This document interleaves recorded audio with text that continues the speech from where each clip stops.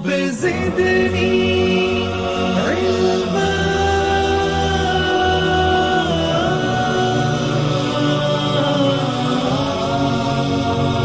رب زدني علما.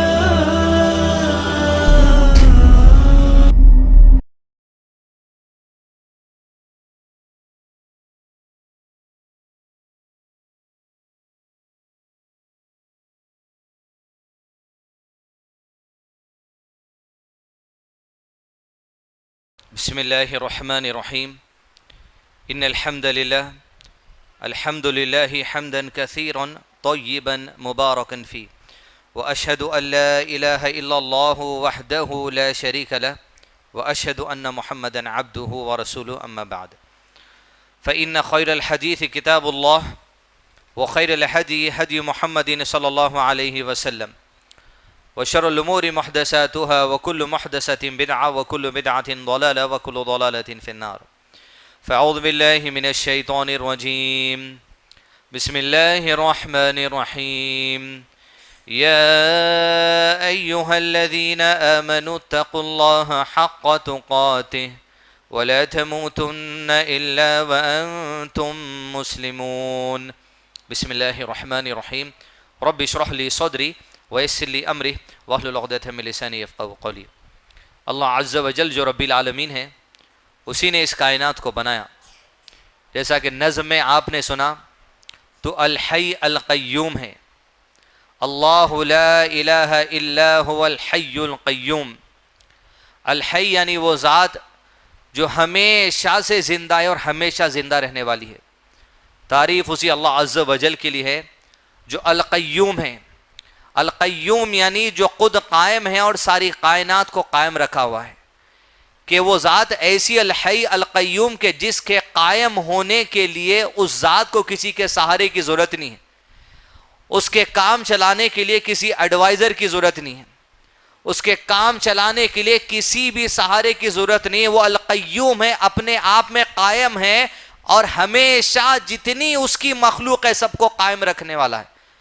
اور مخلوق کو قائم رکھنے کے اعتبار سے یہ کہ مخلوق کو تو پیدا کر دیا، مخلوق کی زندگی کی تمام تر ضروریات حتیٰ کہ قیامت میں پہنچ کر جنت میں داخلہ لے کر دل میں جو چیز سوچے گا اور چاہے گا تو اللہ کہے گا تیری چاہت کے مطابق تجھے دے دیا گیا. القیوم، ہر چیز قائم رکھنے والا وہی اللہ عز و جل ہے.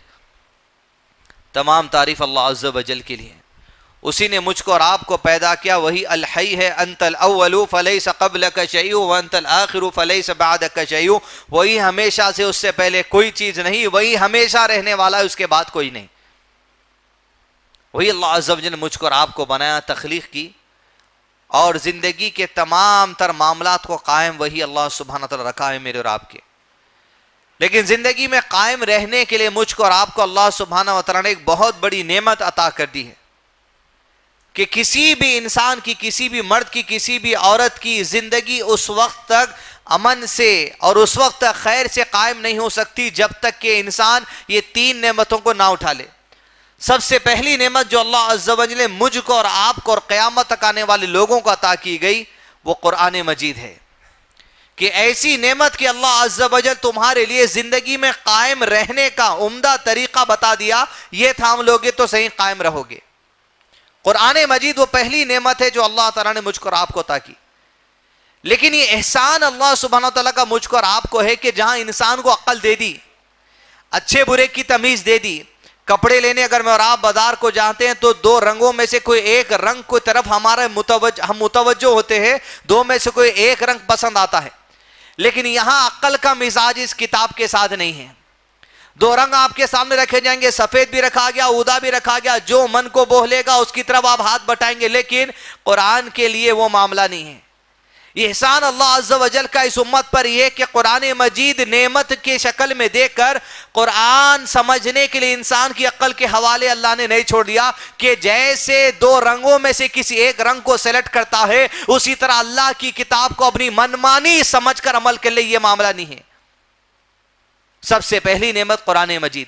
تو پھر اس کو سمجھے کیسا؟ دوسری نعمت کہ قرآن مجید جس شخص کے قلب اطہر پر نازل کیا گیا محمد رسول اللہ صلی اللہ علیہ وسلم کے قلب پر، وہی شخص کو اللہ عز و جل نے ہر آیت کے پیچھے اللہ کا جو منشا ہے، ہر آیت کے پیچھے جو اللہ تعالیٰ کی چاہت ہے، وہ چاہت اور منشا صرف کائنات میں صرف ایک ذات کو بتایا گیا، محمد رسول اللہ صلی اللہ علیہ وسلم کی ذات کو۔ گویا قرآن مجید میرے اور آپ کے لیے اللہ عز و جل کی سب سے پہلی نعمت، اور اس کے بعد دوسرا احسان عقل کے سہارے نہیں چھوڑ دیا گیا۔ دوسری نعمت جو مجھ کو اور آپ کو دی گئی وہ یہ کہ اللہ کے نبی صلی اللہ علیہ وسلم کو قرآن کا منشا جو اللہ کا تھا وہ دے کر بھیجا گیا۔ گویا اب قرآن کو دوسری نعمت سے ہی سمجھا جا سکتا ہے، وہ اللہ کے نبی صلی اللہ علیہ وسلم کی زندگی، حدیث کہیے، سنت کہیے، سیرت کہیے، حدیث قولی کہیے، حدیث فعلی کہیے، حدیث تقریری کہیے، قرآن کو صرف اللہ کے منشے کے مطابق سمجھنا ہے، اور اللہ کا منشا صرف محمد رسول اللہ صلی اللہ علیہ وسلم کو عطا کیا گیا، کسی اور کو نہیں۔ اب پھر تیسری نعمت آئی۔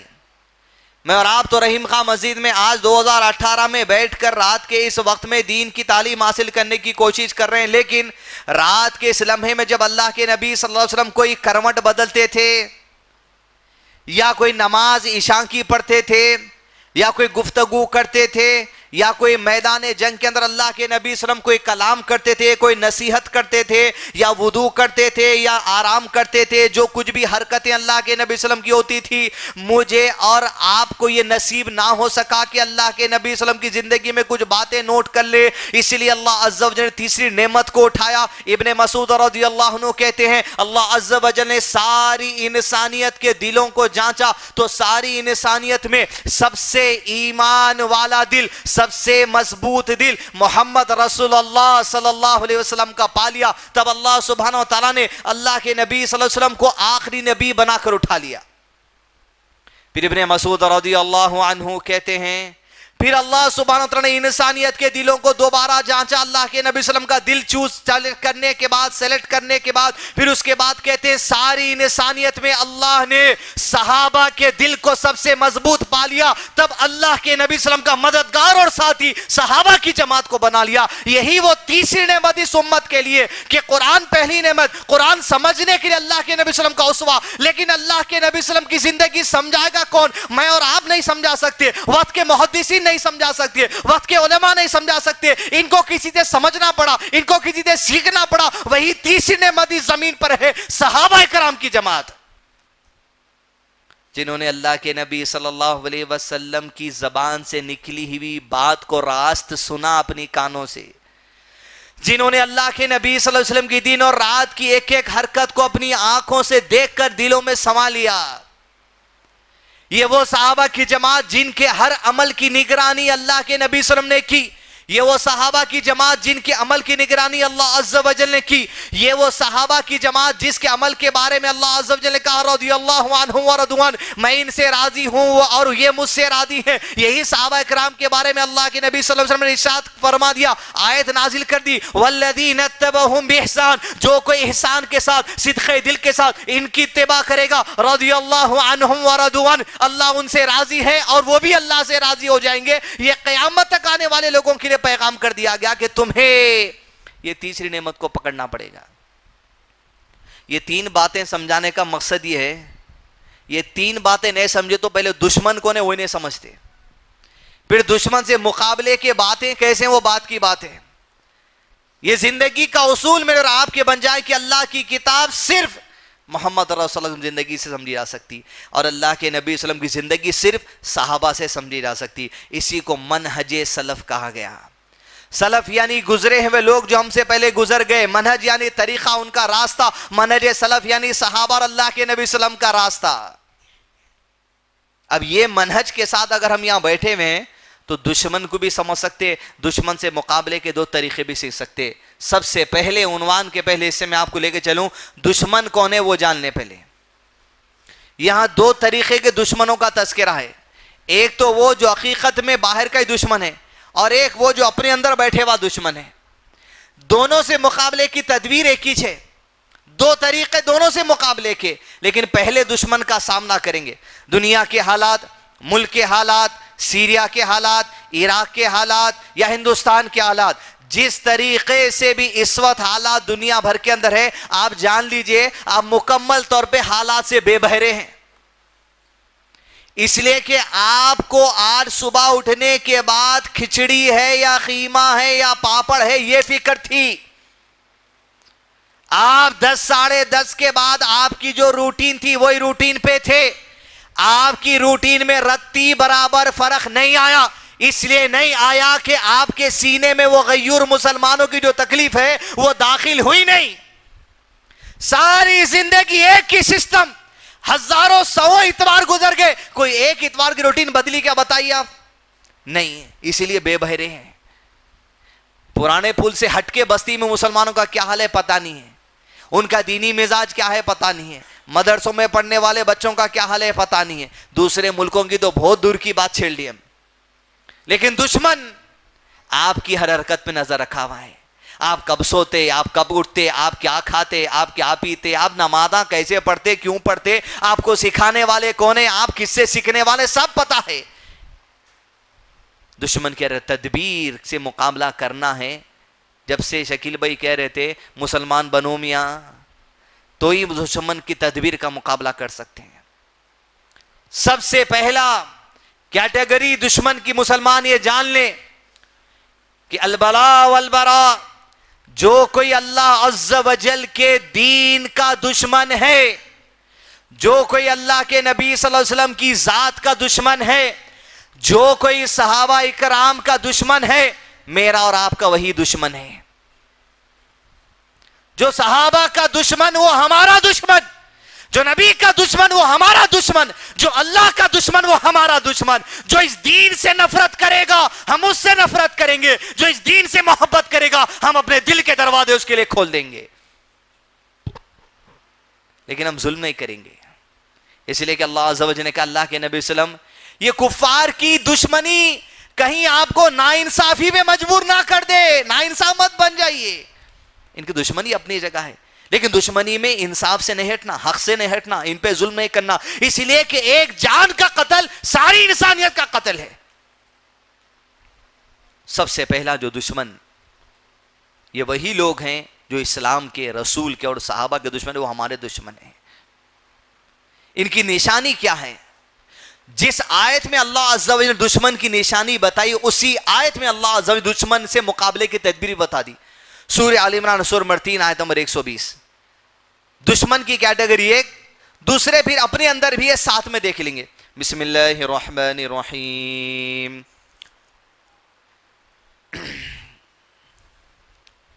ان تمسسکم حسنۃ تسؤہم وَإِن تُصِبْكُمْ سَيِّئَةٌ يَفْرَحُوا بِهَا. یہ دو صفات جس کے اندر انہیں دشمن ہے اسلام کا، یہ دو صفات جس مسلمان کے اندر ہے، اگر وہ دوسرے مسلمان کے لیے بھی چاہتا ہے تو وہ آپ کا دشمن ہے.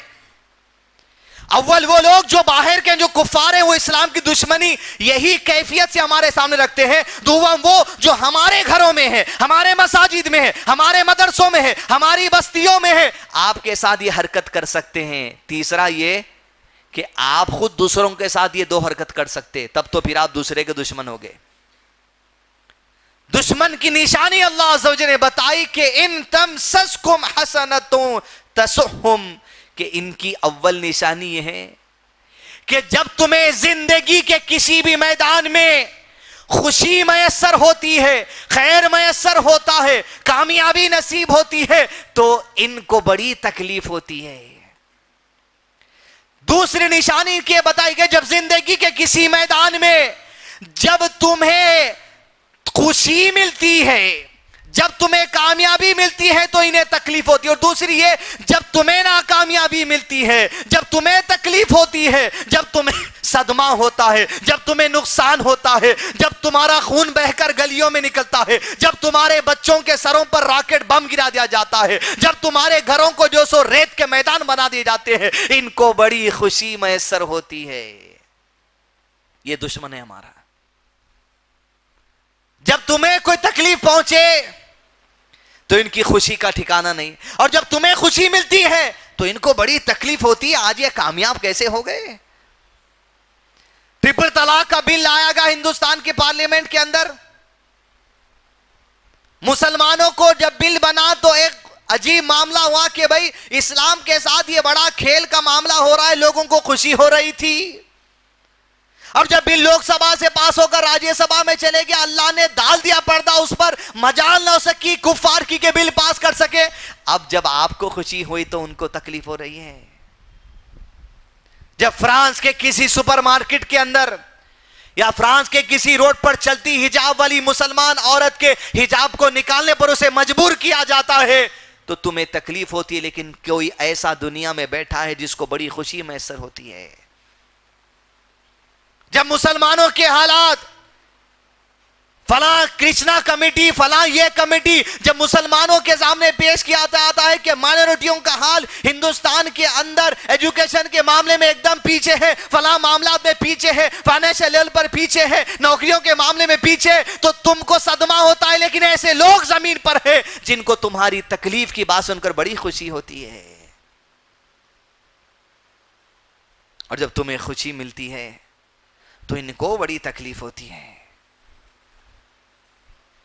ये बाहर के दुश्मनों का मामला है, अंदर के दुश्मन में भी यही कैफियत, खुद मुसलमानों के अंदर यही कैफियत कि जब इत्तला मिलती है खानदान के अंदर कि फलां दोस्त के पास या फलां रिश्तेदार के पास या मुमेरों में, फुपेरों में, चचेरों में, खलेरों में घर में डिलीवरी हुई और बच्ची हुई, वेरी गुड। फिर 1-1.5 साल के बाद फिर डिलीवरी हुई, फिर बच्ची हुई, फिर 1-2 साल के बाद फिर डिलीवरी हुई, फिर बच्ची हुई। तुम्हारे दिल में ख्याल है, सास का प्रेशर है कि तुझे बच्चा पैदा होना चाहिए था, तुम सदमे में हो, तुम परेशान में हो। लेकिन कई खानदान के कोनों में, बस्ती के कोनों में ऐसे लोग बैठे होते हैं, जब तुम्हारे घर में एक तकलीफ की बात होती है, लोग तकलीफ दे बात चलते हैं, तुम्हारे घर में झगड़ा होता है, कोई खानदान में ऐसा होता है, तुम्हारे इस घर की कैफियत की वजह से लोग खुश होने वाले भी होते हैं। अच्छा हुआ, बहुत अच्छा हुआ। ये दूसरे दुश्मन। तीसरे दुश्मन अपनी जात खुद तो नहीं है। कहीं खानदान में दूसरों के साथ अगर ऐसा होता है तो कहीं आपके दिल में खुशी तो नहीं हो रही। ये तो दुश्मनों का मामला है साहब, किसी की तकलीफ पर खुश होते हैं। अरब के हालात ऐसे हैं, जिसको दिख रहा बाहर से बढ़ा दिया जा रहा, अपने अपने मुल्कों की तरफ वापस चले जा रहे हैं। पलट कर आने वाले आ रहे हैं, पलट कर बस्ती वाले मजाक उड़ाने वाले मजाक भी उड़ाएंगे। बढ़ा गए थे, वीजा लगा के लाखों खर्च करके आ गए, तुम तकलीफ से आए, खुशी किसी और को हो रही। कहीं तुम वैसे तो नहीं हो गए, कहीं दूसरा आ रहा तो तुम्हारे दिल में खुशी हो रही, कहीं तुम उसके दुश्मन तो नहीं बन गए। फिर किसी की खुशी पे तकलीफ भी होती है। सारे लोग पलट के आ रहे, इन्हें निकल रहा, जाके कैसा टिक के काम कर लिया। सब बैठ के वहां जैसो पलट के आ रहे, इन्हें कैसा बैठ गया। तुम्हारी खुशी पे इसको तकलीफ हो रही। कहीं तुम तीसरे दुश्मन तो नहीं, बल्कि तुम्हारे रिश्तेदारों के बारे में, तुम्हारे दोस्तों के बारे में, तुम्हारे मामुओं के बारे में तुमको तकलीफ तो नहीं हो रही। सब आ रहे, इन्होंने आ रहे। ये दुश्मन की मिसाल, ये दुश्मन की कैफियत है कि आज आपके अंदर ये कैफियत आ गई कि अपने ससुराल वालों के लिए, मुमेरों के लिए, चचेरों के लिए, फूफेरों के लिए, खलेरों के लिए, बस्ती वालों के लिए, मस्जिद में आने वालों के लिए, कहीं ये कैफियत दिलों में पाल लेके तो नहीं है। तो आप तो उनके दुश्मन बन गए। पहले दुश्मन से सामने की तदबीर। हम दुश्मन को मजीद रहीम खान से एक पैगाम सुनाते थे, वो सुन ले। और खुशखबरी है मुसलमानों के लिए, अगर आज दुश्मन समझता है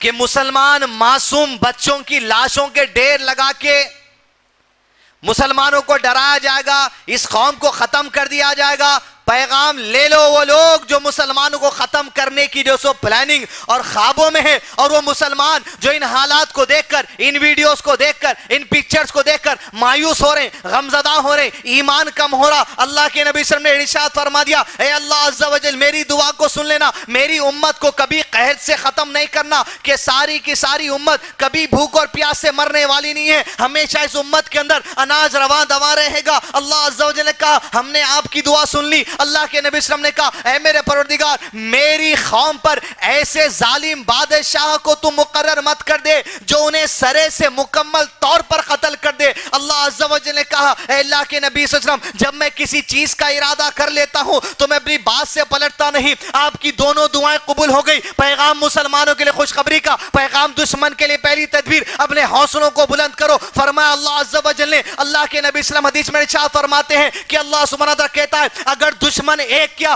دنیا کے سارے دشمن مل کر بھی اگر زمین پر جینے والے ایک ایک مسلمان کا قتل کرنا چاہیں گے، تب بھی کبھی سارے کفار مل کر بھی سارے مسلمانوں کو کبھی مٹانے والے نہیں، کبھی مٹنے والا نہیں مسلمان۔ تم مٹاتے مٹاتے مٹ جاؤ گے۔ ہم کو مٹاتے مٹاتے فرعون مٹ گیا، ہم کو مٹاتے مٹاتے قارون مٹ گیا، ارے ہم کو مٹاتے مٹاتے موجودہ فرعون بھی مٹ جائیں گے، لیکن کبھی مسلمان زمین سے مٹنے والا نہیں۔ جس بات پہ معاملہ آ جاتا، کوئی پوچھا آپ مسلمان ہیں تو کیا بولیں گے؟ کیا بولیں گے؟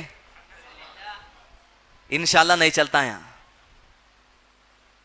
کوئی اگر پوچھا آپ مسلمان ہیں انشاءاللہ بولے تو آدمی کو اپنے مسلمان ہونے پہ شک ہے، جس آدمی کو اپنے مسلمان ہونے پہ شک ہے انہیں کافر ہے۔ ویسی جہاں حدیث آ گئی کبھی نہیں ختم کر سکتے سارے کفار، یا انشاءاللہ نہیں، بے شک بلا میرے رب نے سچ کہا، حق کہا، قالوا بلا شہیدنا، ہم گواہی دیتے ہیں ہمارے رب کی اس پیغام کے بارے میں، بے شک۔ پھر کیسا مریں گے بھائی تم نا؟ ہمارے خاتمے کے لیے اللہ نے ایک ہتھیار تیار کر رکھا ہے۔ کوئی بم بارود سے مرنے والی قوم نہیں ہے یہ، کوئی تلوار بندوق سے مرنے والی قوم نہیں ہے یہ۔ ارے قوم میں اتنی محبت ہے، اتنی امن ہے، اتنی شانتی ہے، اللہ نے اس قوم کے لیے آج جہاں بچہ بچہ جانتا ہے کہ سیریا ملک کا نام، اللہ عز و جل کے نبی صلی اللہ علیہ وسلم نے کہا قیامت سے پہلے ملک شام سیریا کی طرف سے ایسی ٹھنڈی ہوائیں چلیں گی، وہ ہوائیں زمین پر جینے والے جب مسلمان کے بدن کو چھوئے گی، ہر مسلمان زمین کا اس ہوا سے مرنے والا ہے۔ ہمارا خاتمہ اس ہوا سے ہے، کوئی بم بارود سے نہیں۔ تب جب سارے مسلمان ختم ہو جائیں گے تب صرف کفار بچنے والے ہیں دنیا پہ۔ قیامت کا دن مسلمان پہ نہیں، قیامت کے دن کفار پہ ٹوٹنے والا ہے۔ ہمارے لیے ہوائیں ہیں، یہ جو مر رہے ہیں، یہ جو کاٹ رہے ہیں، یہ پیٹ رہے ہیں، یونائٹڈ نیشن پریشان ہے، انسانیت کا قتل عام ہو رہا، کیسے تم کچھ کر لو۔ ہمارا خاتمہ تو صرف ہواؤں سے اللہ عز و جل کے دیا۔ بلا یہ تو دشمن کے لیے پیغام ہے، لیکن اندر کے جو معاملہ، جو گھیلوں کے اندر گندگی آ گئی، نہ جانے کتنے ہم میں سے اب مسجد میں بیٹھے ہوئے لیکن کسی کی برائی پہ خوشی ہوتی ہوگی، کسی کی خوشی پہ تکلیف ہوتی ہوگی، کیسے کریں گے؟ اگر کوئی آپ کی خوشی پہ تکلیف ہوتا ہے اور اگر کسی آپ کی تکلیف پہ کوئی خوش ہوتا ہے تو تدبیر اللہ عز و جل دیتے ہیں۔ آیت کے آخری حصے میں بسم اللہ الرحمن الرحیم، اول بڑی جامع باتیں، اس کو تھام لیں گے کامیابی ہے۔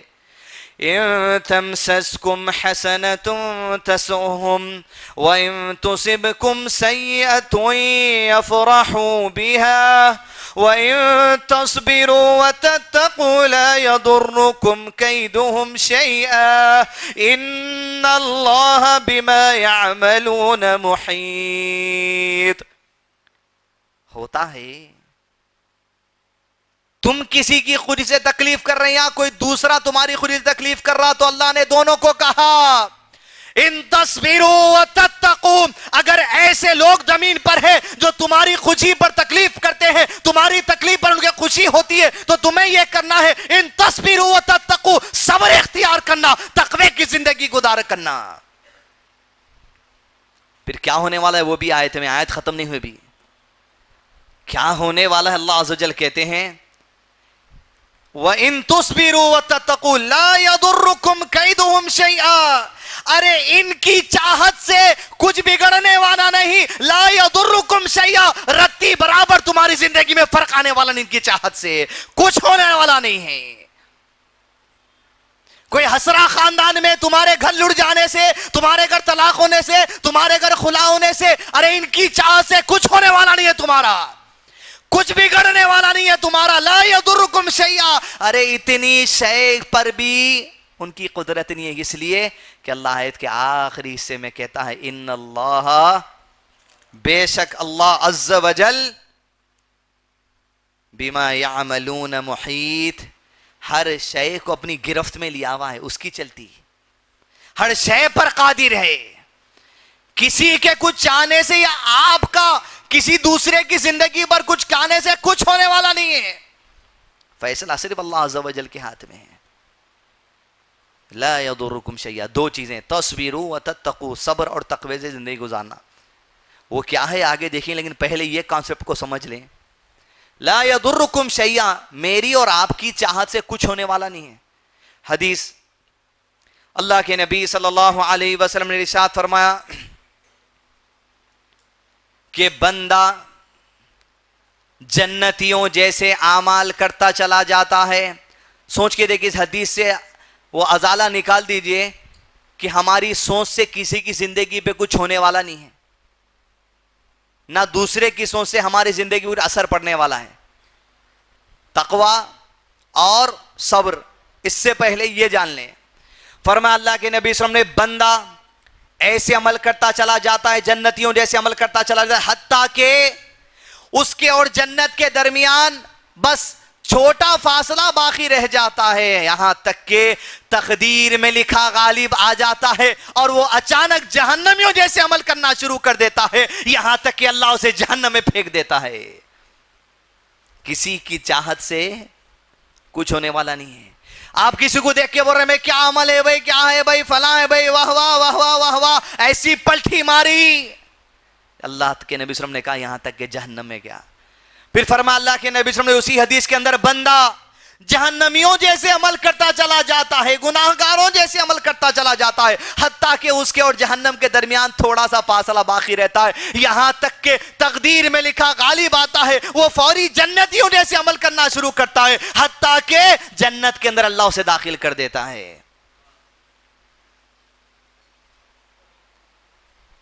مجھے اور آپ کو جو دکھ رہا اس سے کچھ ہونے والا نہیں ہے، وہاں جو دکھ گیا اللہ لکھ دیا کہ تیری فطرت کے حساب سے جو میں نے تجھے اختیار دیا تو ادھر ہی جانے والا ہے، لکھ دیا گیا تو ادھر ہی جائیں گا۔ حدیث، ایک غزوے کے موقع پر نبی صلی اللہ علیہ وسلم کے ساتھ صحابہ ہے، جنگ کا اصول یہ تھا سورج ڈوبنے کے بعد جنگ روک دیتے تھے، تذکرے ہوتے تھے صبح کیا ہوا۔ صبح کو جنگ ہوئی، ایک آدمی صحابہ کے گروپ میں بڑے زبردست انداز سے شیروں کے جیسا لڑ رہا، بس مار کاٹ چل رہی، جنگ ٹلی۔ نبی صلی اللہ علیہ وسلم کے بعد صحابہ جمع ہوئے، بولے اللہ کے نبی صلی اللہ علیہ وسلم مین آف دا ڈے تو یہ آدمی رہا، ایسے شیروں کی طرح لڑتا رہا، جو اس کی تلوار کی زد میں آتا بستا نہیں، مار کاٹ۔ جملہ سنیں، فرمایا اللہ کے نبی صلی اللہ علیہ وسلم نے وہ تو جہنمی ہے۔ صحابہ کے کندھا با کندھا، مسلمانوں کے کندھا با کندھا، محمد رسول اللہ صلی اللہ علیہ وسلم کے گروپ میں کندھا با کندھا، کہا وہ تو جہنمی ہے۔ سہل رضی اللہ عنہ حدیث کے راوی اٹھ کے کہتے ہیں، شخص اٹھ گیا، قسم اللہ کی اس شخص کا پیچھا کروں گا تب تک جب تک کہ اللہ کے نبی صلی اللہ علیہ وسلم کی بات سچ نہ ثابت ہو جائے۔ پیچھے نکلا، دوسرے دن صبح جب جنگ شروع ہوئی، وہ آدمی جہاں لڑنے جاتا اس کو دیکھتے رہتے، جہاں چلتا اس کے پیچھے چلتے، جہاں رک جاتا وہاں رک جاتے، حتیٰ کہ کہتے کہ میں نے اپنی آنکھوں سے دیکھا وہ جنگ لڑتے لڑتے اس کے اوپر سامنے والے دشمن کی تلوار کا ضرب لگا، اسے تکلیف برداشت نہ ہو سکی، اس نے اپنے تلوار کے مٹھ کو زمین پر لٹکا دیا، تلوار کی نوک کو اوپر کر دیا، اپنے سینے کو نوک پر رکھا اور تلوار پر لیٹ گیا۔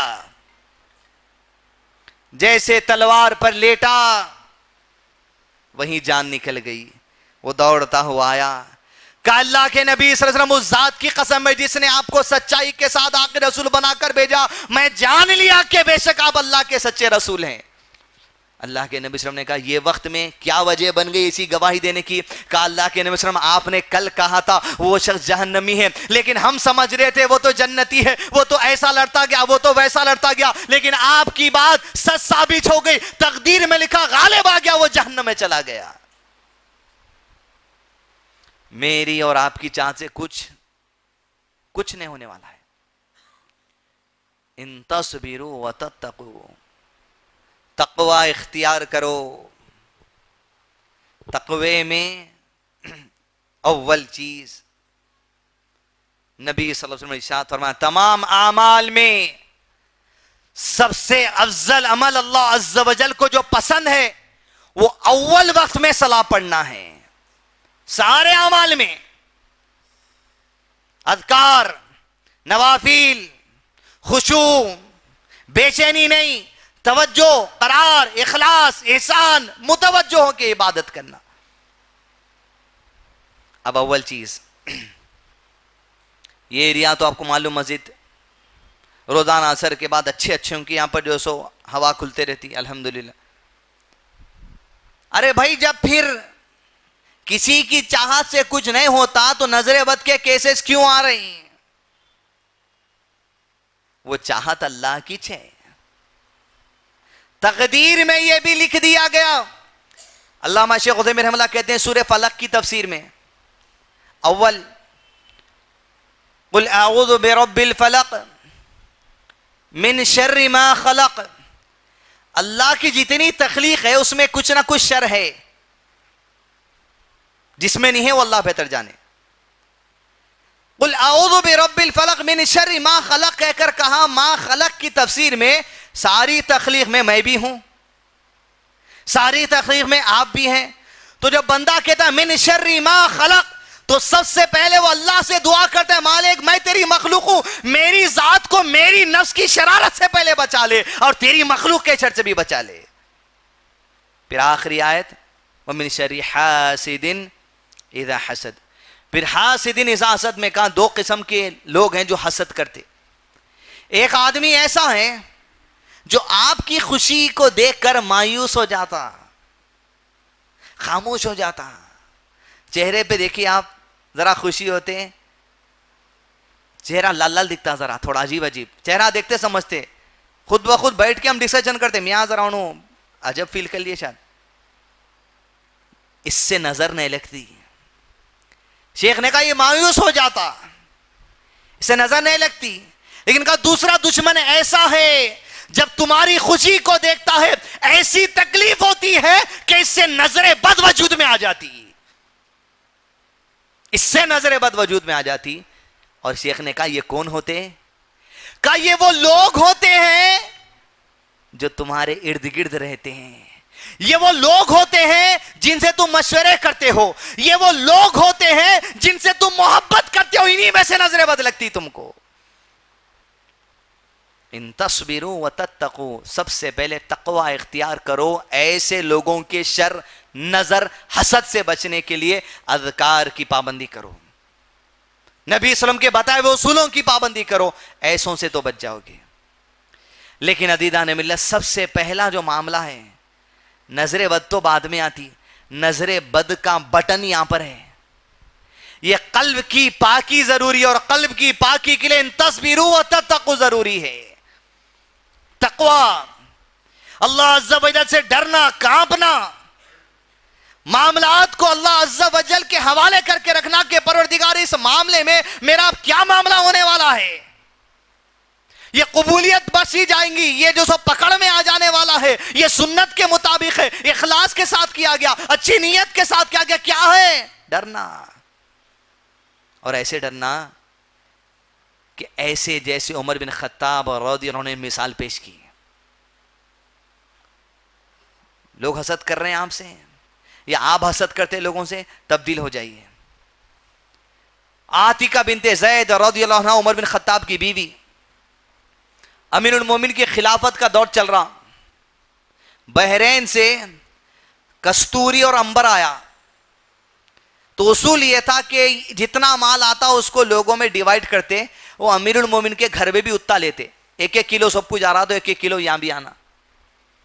امیر المومنین دعا کرتے، قسم اللہ کی مجھے ایسی عورت کی تلاش ہے جو اس کستوری عنبر کو برابر برابر وزن کر دے. اس لیے کہ زمانے میں عورتیں وزن کرنے میں برابر تھی. جن کے 2 بیماریں تو ان کو معلوم ہوتا عورتیں کیسا وزن کرتے ہیں، 1-1 سیکنڈ تولتے. کہا تولنے میں برابر. اندر سے عاتکہ بنت زید رضی اللہ عنہ جواب دیا، امیر المومنین میں وزن تولنے میں ماہر ہوں، آپ مجھے کام دے دیجئے. تصویروا وتتقوا، اب تقوی کی مثال، جن کی زندگی ایسی ہے کوئی دوسرے کے برے چاہنے سے کوئی فرق پڑنے والا نہیں ہے. کہا مجھے دے دیجئے. کہا عاتکہ نہیں، تمہیں نہیں. کہا میں وزن کرنے میں ماہر ہوں امیر المومنین مجھے دیجئے. کہا عاتکہ ہرگز نہیں. اچھا نہ دیجئے، یہ تو بجا دیجئے کہ کیوں نہیں دینا چاہتے. کہا عاتکہ بنت زید تو وزن کرنے میں ماہر ہوگی، لیکن جب تو کستوری اور عنبر تولے گی صحابہ کے گھروں میں بٹوارا ہوگا، وہی کستوری اور عنبر ہمارے گھر کے اندر آنے والا ہے. لیکن جب تو اپنے ہاتھوں سے تولے گی تیرے ہاتھوں کو کستوری اور عنبر لگے گا، اور وہ کستوری عنبر جو تیرے ہاتھوں کو لگے گا اپنی گردن اور سر پر لگائے گی تو یہ جو آئے گا بانٹ کر اس سے اضافہ عمر کے گھر میں آئے گا، لہذا تجھے بانٹنے نہیں دیا جا سکتا. ان تصبروا وتتقوا، ایسا تقویٰ تھا. یہودی گھٹنے ٹیک کے بولے آؤ آ کے مسجد اقصی کی چابی لے کے جانا. یہ تقویٰ ان کے کوئی برائی چاہنے سے نہ امیر المومنین کے گھر کا بگڑا نہ کوئی مسلمانوں کا بگڑا. ان تصبروا وتتقوا یہ اپنانا ہوگا. نہیں اپنائیں تو کیا ہونے والا ہے وہ تو دکھتے جا رہا. پہلے ایک بیان آیا کچھ ماڈرن اسلام کرنے والے ہیں بول کے، دنیا والی نہیں بھائی بہت ٹھیک کرنے والے ہیں. اور ماڈرن اسلام میں تھوڑا ناچ گانے آ گئے. اب جس کی طرف اشارہ ہے وہ آپ سمجھتے جائیے. اس کے بعد ڈرائیونگ کا بھی آ گیا، اس کے بعد حجاب نہیں آیا، اس کے بعد ملٹری میں بھی آ گئے. اب چلتے جائیے، جو ہونا ہے ہوتے. فیصلے اللہ کے ہیں، تمہاری یہ چاہت سے مسلمان بگڑنے والا نہیں. اس مسلمان کو خاتمے کے لیے صرف ہوائیں ہیں ملک شام کی، بس ان کے کچھ چاہنے سے کچھ ہونے والا. تم ناچو، تھیٹر بناؤ، کچھ بھی کرو. یہ قوم تو کبھی دوسری نعمت اللہ کے نبی صلی اللہ علیہ وسلم نے کہی کیا؟ یہ امت کے لیے احسان ہے اللہ کے نبی صلی اللہ علیہ وسلم کی امت کے لیے. دوسری بات نہ ختم ہونے والے ایک ساتھ، اور دوسرا یہ امت کبھی ایک ساتھ گمراہ ہونے والی نہیں ہے کبھی زمین پر، جیسے دوسری قوموں کی قومیں گمراہ ہو گئی تھی. ادھر تھوڑے ہوں گے ادھر تھوڑے ہوں گے، لیکن اگر 100 مسلمان دنیا میں تو 100 کے 100 کبھی گمراہ ہونے والے نہیں ہیں. 2 4 6 ہو سکتے، کوئی بادشاہ کی شکل میں، کوئی پریزیڈنٹ کی شکل میں، کوئی کس کی بھی شکل میں، لیکن ساری مسلمان امت کبھی گمراہ ہونے والی نہیں. یہ اللہ کے نبی کی امت پر دوسرا احسان ہے. ان تصبروا وتتقوا، دوسرے ہمارے لیے ہماری برائی پہ خوش ہوتے تو آپ تقوی اور صبر کریں. اور اگر آپ کسی دوسرے کی خوشی پہ برا لگ رہا تو آپ پہلے تقوی اختیار کریں، گندگی نکالیے، صبر کریں. آنے کے ٹائم آتا آپ کن بھی جو آج ان کن آیا، اس سے بہتر آ سکتا.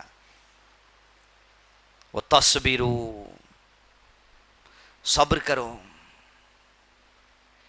ایسا صبر کی مثال عزیزان ملت جو اللہ کے نبی صلی اللہ علیہ وسلم کے گھر پہ بیتی، جو ابوبکر صدیق کے گھر پر بیتی، جو عائشہ رضی اللہ عنہ کے گھر پر بیتی، ایسی صبر کی مثال قیامت تک جس کے گھر کا مذاق دنیا اڑا سکتی تھی، اللہ نے پیغام دیا صبر کرنے والوں کا یہ معاملہ ہے.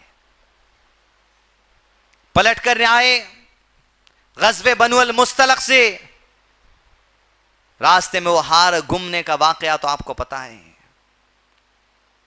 جب عائشہ رضی اللہ عنہا ایک دوسرے صحابی کے اونٹ پر بیٹھ کر آئے، وہ نکیل پکڑ کر چلتے ہوئے مدینہ آئے، تو تمہاری خوشی سے برائی لگنے والے اور تمہاری برائی پر خوش ہونے والوں کے لوگوں میں سے جماعت نے اٹھ کر کہا انہوں نے بدکاری والا عمل کر لیا. اللہ اکبر. آپ سوچئے آپ کے گھر کے کسی ممبر پہ یہ بات لگ رہی تو کیسی ہوتی ہے. وہ تصبیرو اب آتا 3 راتوں تک ماں عائشہ کہتی جب خبر سنی تو روتے ہوئے بتائی میں 3 راتوں تک کہ اللہ کے نبی صلی اللہ علیہ وسلم کے گھر پر ایسا معاملہ پیش آیا. تصبیرو 3 راتوں تک روتے رہے. پھر کہا اللہ کے نبی صلی اللہ علیہ وسلم کو آپس میں مشورہ دینے والوں نے مشورہ دے دیا. کیا مشورہ دیا؟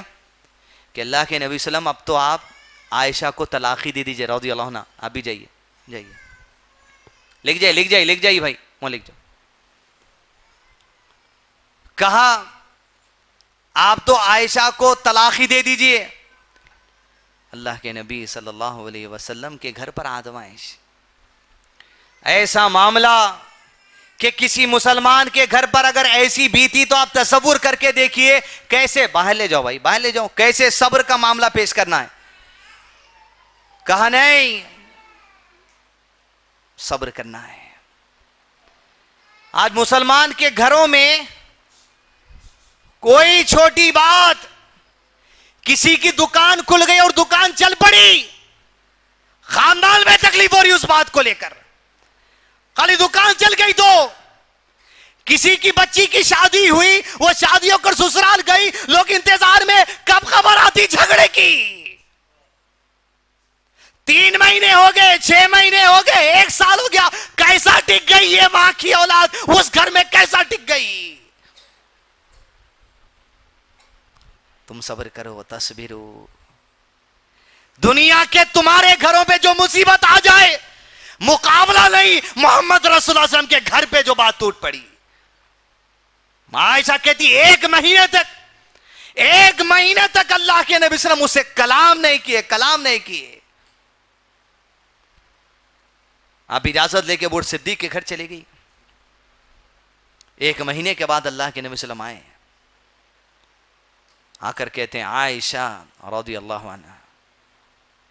اما عائشہ کہتی پہلی مرتبہ اللہ کے نبی صلی اللہ علیہ وسلم آج 1 مہینے میں پہلی مرتبہ میرے دو بدو بیٹھے اور مجھ سے کلام کیا. 1 مہینے سے معاملہ نہیں تھا. اللہ وہ تصویروں دیکھیے. دنیا کا کوئی شوہر اپنی عورت سے ناراض ہونا الگ بات,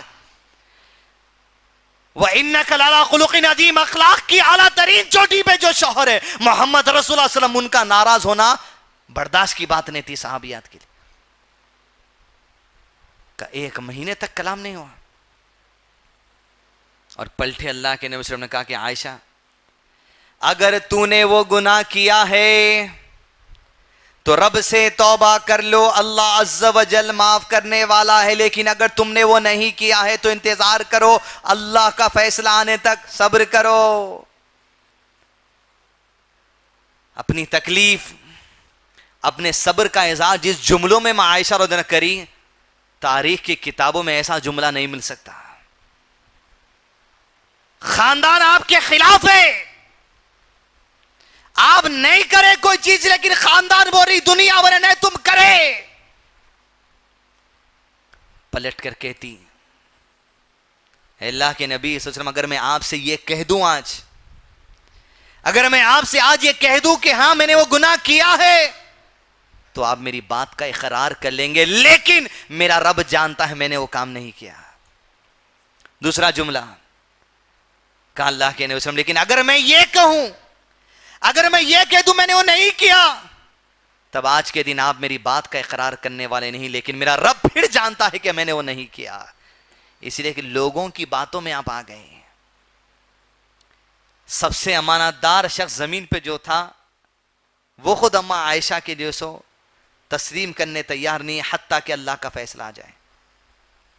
آخری جملہ وَتَصْبِرُوا, زندگی میں جو کچھ ہے ایک بات ماں عائشہ رضی اللہ عنہا کی تھام لو. پلٹ کر کہا اللہ کے نبی صلی اللہ علیہ وسلم اب بس, جب آپ میری بات کا اقرار کرنے والے نہیں تو عائشہ کا آخری اعلان یہ ہے کہ میں تو اب صبر کروں گی, میرے لیے صبر بہتر ہے.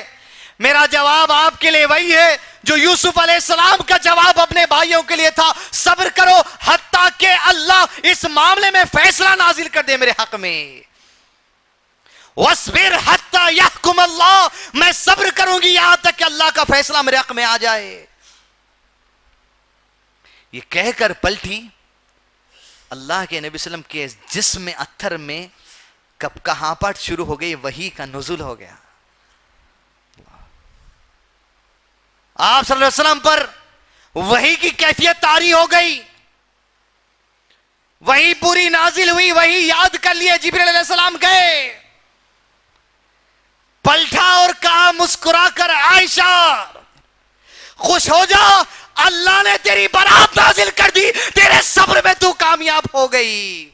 کہہ دیا اللہ عز و جل نے، کیوں نہیں جب وہ لوگوں نے سنا کہ ماں عائشہ پر تہمت لگائی گئی، کیوں نے اپنی زبانوں سے ان مسلمانوں نے کہا کہ بے شک یہ غلط ہے، یہ تہمت ہے، ہماری ماں پاک ہے اس تہمت سے جو دنیا ہماری ماں پر لگاتی ہے.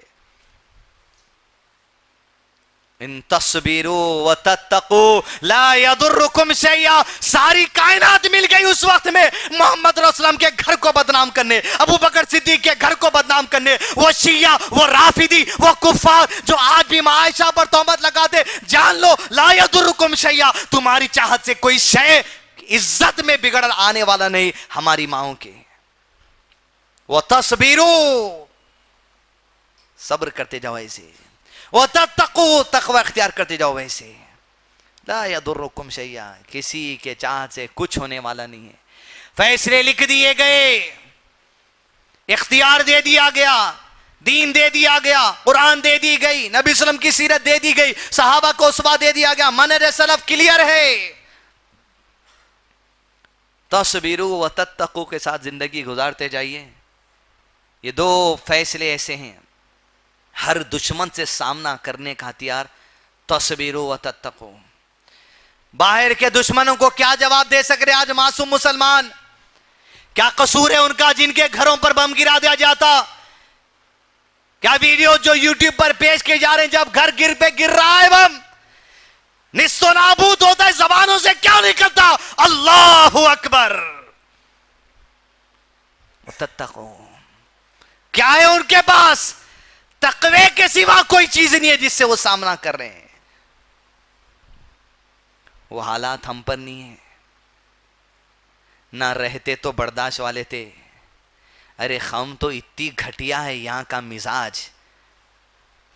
سالے صاحب بہنوے صاحب کو ولیمے کے دن چمچے سے مٹھا کھلا کے کھانا شروع نہیں کرے، جھگڑا. ہماری عزت نہیں کرے بھائی، دعوت دے کے بلائے رقا، مگر پیر کرسی سے ان کو بولنا آئیے آئیے نے بولے ہم کو. ارے نادان، دیکھ معصوموں کا خون کیسا بہ رہا.